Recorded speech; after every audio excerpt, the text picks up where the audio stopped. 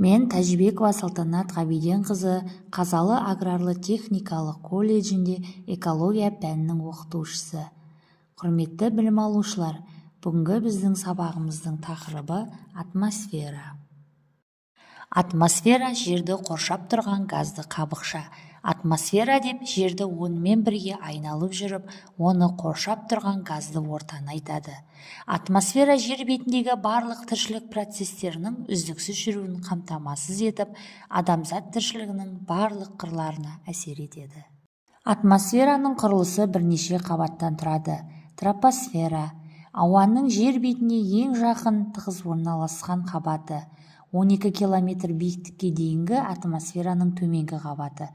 Тропосфера бүкіл ауаның 4/5 бөлігі. Тропосферада бұлт, жауын-шашын, жел және тағы басқа құбылыстар түзіледі.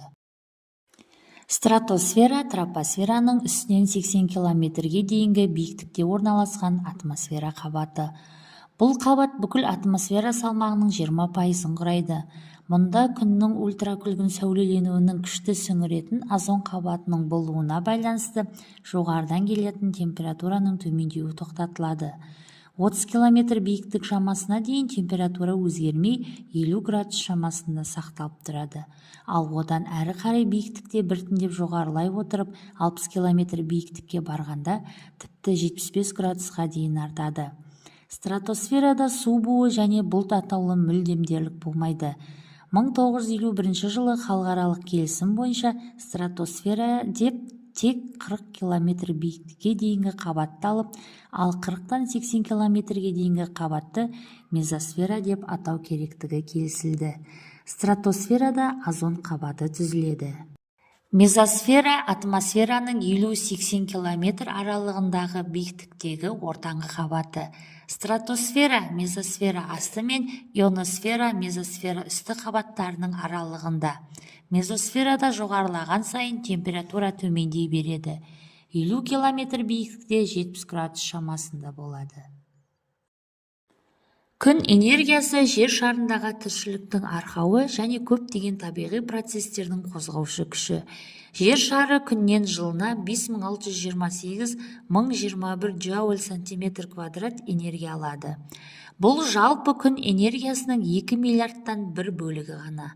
Соған қарамастан бар болғаны 36 сағат ішінде күннің жерге беретін жылуының мөлшері дүние жүзіндегі барлық электростансаларының жыл бойы өндіретін энергиясына пара-пар болады. Шамамен 100 километрге дейінгі биіктік аралығында ауа құрамы мынадай газдардан тұрады. Азот 78%, оттек 21%, инертті газдар 1%-ға жуық, оның 0,93% аргон, көмірқышқыл газынан 0,3% тұрады. Ауа құрамындағы криптон, ксенон, неон, гелий және сутек газдары өте аз мөлшерде болады. Атмосфераның төменгі қабатында ауа құрамы салыстырмалы түрде тұрақты болады. Тек өнеркәсіпті аудандар мен ірі қалалар үстінде көмірқышқыл газының үлесі 10 есеге дейін артуы мүмкін. Лас ауаның құрамында бөгде қосылыстарда кездеседі.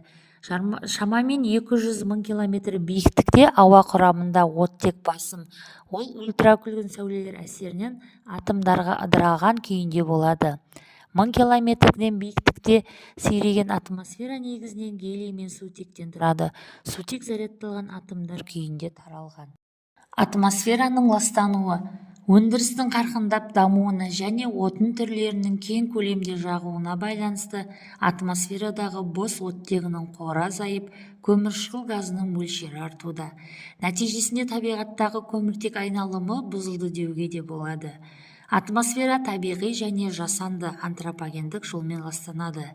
Табиғи ластану атмосферада үнемі белгілі мөлшерде шаң болады. Шаң табиғатта жүретін табиғи процестер нәтижесінде түзіледі және минералдық органикалық қарыштық болып үшке бөлінеді. Жасанды ластану атмосфераны ластаушылардың ең негізгілері, транспорт түрлері және олардан бөлінетін жану өнімдері болып табылады. Қазіргі кезде бүкіл әлемде шамамен 500 миллионнан аса автомобиль жүріп тұрса, үлкен қалалардағы атмосфералық ауаның тазалығын сақтау адамзат үшін қаншалықты маңызды екені түсінікті. Осымен біздің бүгінгі сабағымыз аяқталды. Назарларыңызға рахмет.